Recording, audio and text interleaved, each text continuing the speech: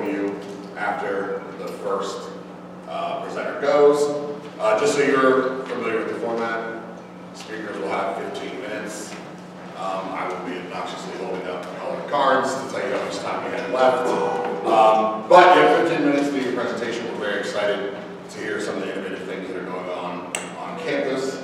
And so our first presenter is Vic Marshall, who will be examining teaching effectiveness through management theories and frameworks of helping it to learn.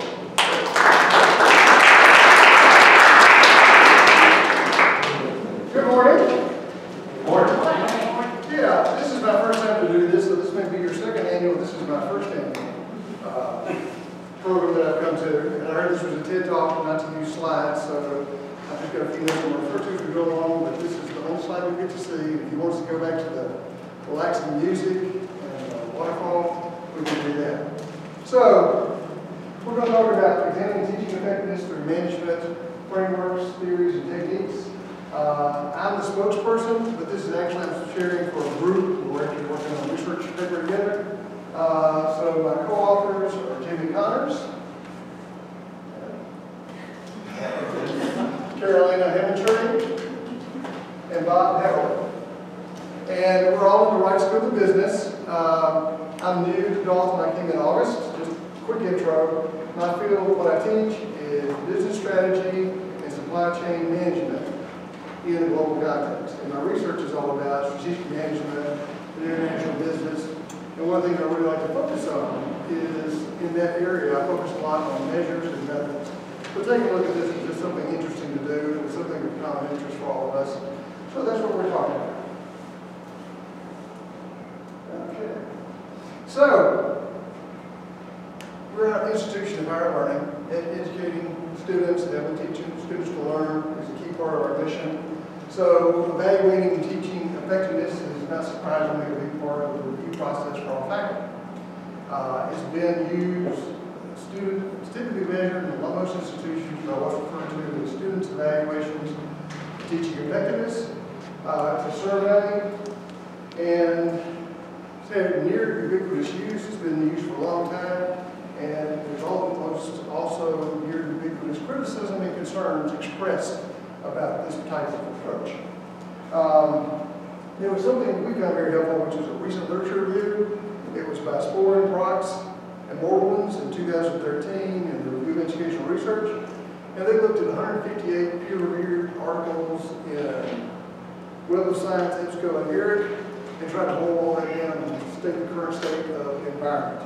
And their conclusion was, the major concern is the validity and reliability of student evaluations. So we're going to really look at this. And one of the questions was raised, are students really capable of evaluating teacher effectiveness? So this whole discussion is really a measurements discussion, it's a validity question.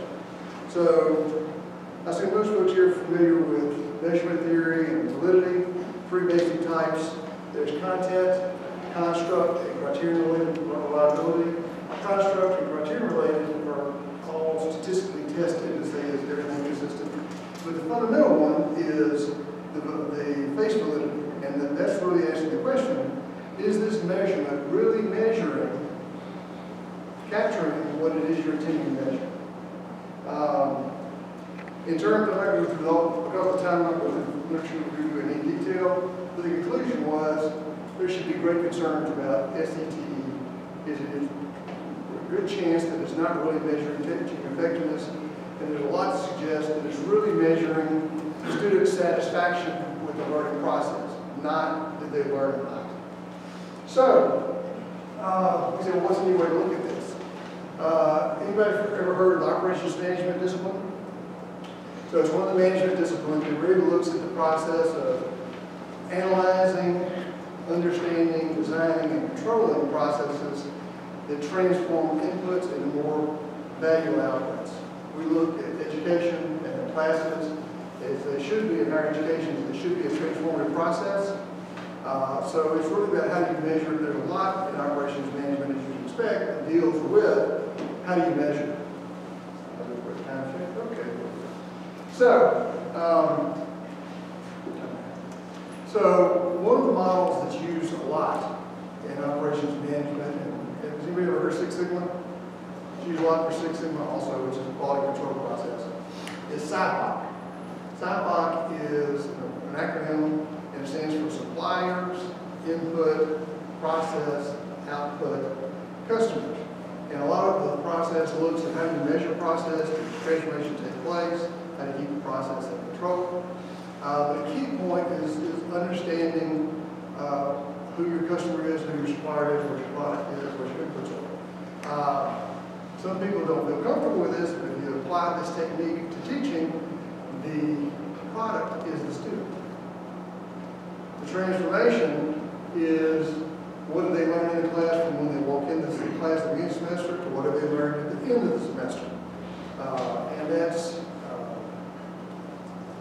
that does not, by calling a student a product, and the customers are the future educators, the graduate schools, or the employers that will be down the road.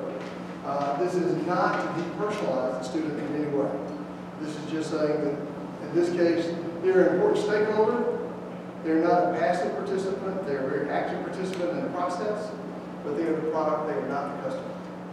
So there's been a lot of research that has been done that looked at trying to compare student evaluations versus student performance on tests at the end of the semester, like exit exams. And what do you think that found? The lower the grade, the worse the evaluation. I think there's a correlation there that wasn't mentioned in the study. But what it did find is there is, in fact, a statistically significant relationship between student evaluation of teaching effectiveness and exit scores, if you will. But it only explains a very, very small percent of the variance. So it's statistically significant, but it's practically weak.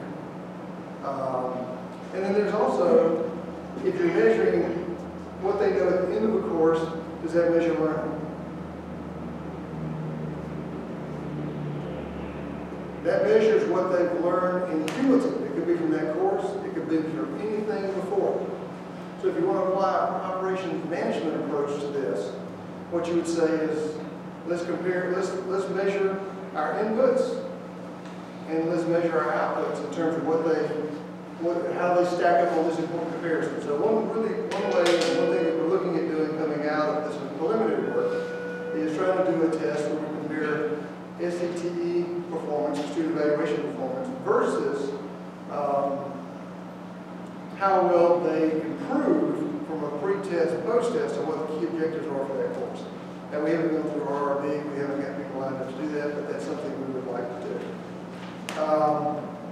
But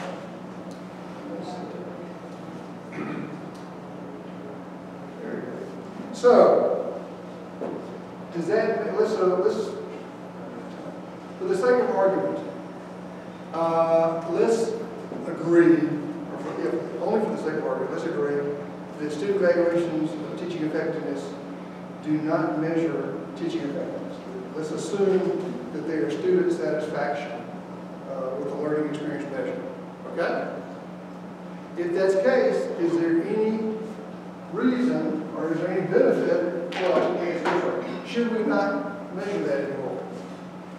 Or does the university or college have any interest in knowing what that is? Let's just say, for today's discussion, that it doesn't measure teaching effectiveness. What impact does it have, and how does that relate to what the university is interested in, and the college is interested in? We have objectives for retention and graduation. Well, this is another area of potential future research going forward, because in the field of management, there is a lot of research that suggests and supports the notion that employee satisfaction leads to employer retention and lower turnover. Same thing in the marketing literature. Customer satisfaction leads to much stronger customer retention and lack of churn.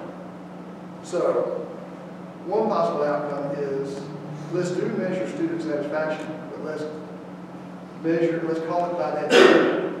And then let's not pretend it's student evaluations, but that's based on what this research says. But let's say it is important to know how satisfied are the students with their learning experience. And then we can also do some research to test how does that satisfaction actually affect the retention rates for a college or university. So that's probably a bit of a challenging study to do, but I think it's good. So I think I've got about 5 minutes left, so I always like interactive sessions better than I do monotone, monologue, monotone, monologue. So, any questions? Yes? I think back when I was a freshman in college, and I'm older, and we did not evaluate our professors. So really, the whole concept of teacher evaluation by students is relatively young in terms of education, going back many years. Well, some of us have different different time horizons. So you say you're older, you're not as old as I am. But let's see, when did it start? I'm trying to remember. Widespread use probably in the 70s? That's what I was going to say, the 70s. 70s. And I remember our student newspaper on campus, and I've told this story, and I'll tell it again, began evaluating professors, through that meeting, the newspaper. Oh my gosh. The backlash was unbelievable, both at the administrative level as well as the instructor level. And somehow, to keep that from occurring, it seems as though institutions started implementing a procedure to keep stuff out of the paper. Because there was no holds barred. But I'm fascinated by the evolution of student evaluation on teaching effectiveness. Yeah, I think it started about the 70s. There have been different theories about why it came about. Part of it, going back to the operations management process, if you want to control the process, make sure it's producing what you want, measurements are a key part. So taking measurements and using those to improve the process is an important part of the operations management discipline. I guess the key question here is student evaluations and teaching effectiveness report to measure student evaluations and teaching effectiveness. But a lot of literature says really is much more of a student satisfaction with the learning experience. So if you're going to use something to control or manage your process, you got to start with, okay, what are we really talking about here? What are we really measuring here? What part is it really important? So that's part. Yes? I think it's a lot of perception. It's their perception of what they're hearing, what they're learning. It's their perception of the class. It is not a group, it's that person's perception of what Yes. they're getting. And who's ever got the bimodal distribution on your evaluations? Well, a cluster here and a cluster here. That sometimes happens. Yeah. But I think from an operations management standpoint, I think it's important to keep in mind they're not our customer, they're our product. Now, they're a key part of the process. This does not say they're not involved in the process. This does not say they're rigid, which some people are opposed to. But we're really trying to prepare them for the ultimate customers, which are future educators, maybe graduate schools, or their employers. So, and I still think there's that. The research suggests, and what we want to test in post-teaching research, is there probably is benefits in measuring the student satisfaction with the learning process. And I'm saying it's not.